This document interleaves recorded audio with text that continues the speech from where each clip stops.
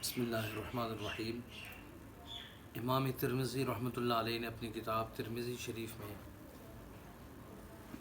نبی اکرم صلی اللہ علیہ وسلم کا ارشاد نقل فرمایا ہے،